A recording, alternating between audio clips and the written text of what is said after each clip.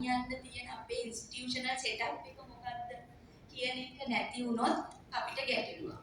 මම හිතන්නේ එක ස්ලයිඩ් එකක් තිබ්බ චුට්ටක් දාන්න පුළුවන් නම් හොඳයි.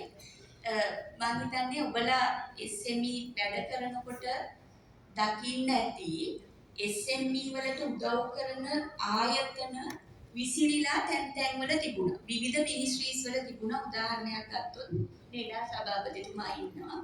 IDB සභාපතිතුමාත් මට පේනවා ඉන්නවා. ඒ වගේම සෙඩ් එකේ නිලධාරීනුත් මෙතන ඉන්නවා. EDB මම දැක්ක මෙතන ඉන්නවා නිලධාරීන්. සහ National Productivity Secretary. ඉතින් මේ ආයතන ඇත්තටම මේ ආයතන පහ තිබුණේ මිනිස්ට්‍රි තුනක. කලින්. දැන් අපිට සතුටු වෙන්නම තියෙන්නේ මේ ආයතන පහ එක මිනිස්ට්‍රි එකක තියෙනවා. ඉතින් ඒ මිනිස්ට්‍රි එක කොහොමද මේ ආයතන පහත් එක්ක SME වලට සපෝට් කරන්නේ කියන එක මම හිතා කෙටියෙන් පැහැදිලි කරොත් අපි SME වලට ෆැසිලිටේට් කරන්නේ සයන්ටිෆිකලි ෆැසිලිටේට් කරන්න ඕනි කියන තැන මිනිස්ට්‍රි එකේ ඉන්නවා. ඒක නිසා මිනිස්ට්‍රි එක SME ලයිෆ් සයිකල් එක කියන එකත් එක්ක කොහොමද මේ ලයිෆ් සයිකල් එකට මේ එක ආයතනයක් සපෝට් කරන්න කියන එක දීර්ඝ වශයෙන් කතා කරලා සහ කතා කරමින් ඉදිරියට යනවා. එතකොට මේ ස්ලයිඩ් එකේ පේනවා අපි SME ලයිෆ් සයිකල් එක ගත්තොත් ඒ ලයිෆ් සයිකල් එකේ ස්ටාර්ට්අප්ස් තියෙනවා, growth stage එකේ ඉන්න ව්‍යවසායකයෝ වෙන්න පුළුවන්. ඒගොල්ලෝ ඉන්ඩස්ට්‍රි ලෙවල් එකට ඇවිත් තියෙන්න පුළුවන්.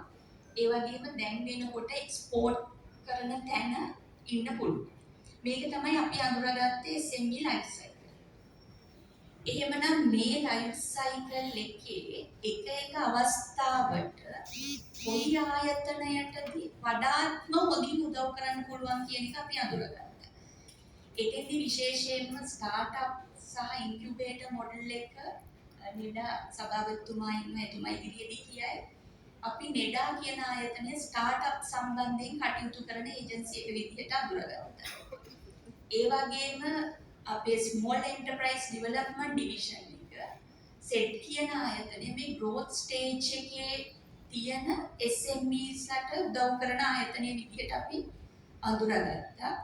එතෙන්දී අපි විශේෂ වැඩසටහනක් අඳුරගෙන තියෙනවා RO ප්‍රෝග්‍රෑම් එක කියලා. මම වෙලා තිබ්බොත් ඉදිරියේදී ගැන කතා කරන්න. ඊළඟ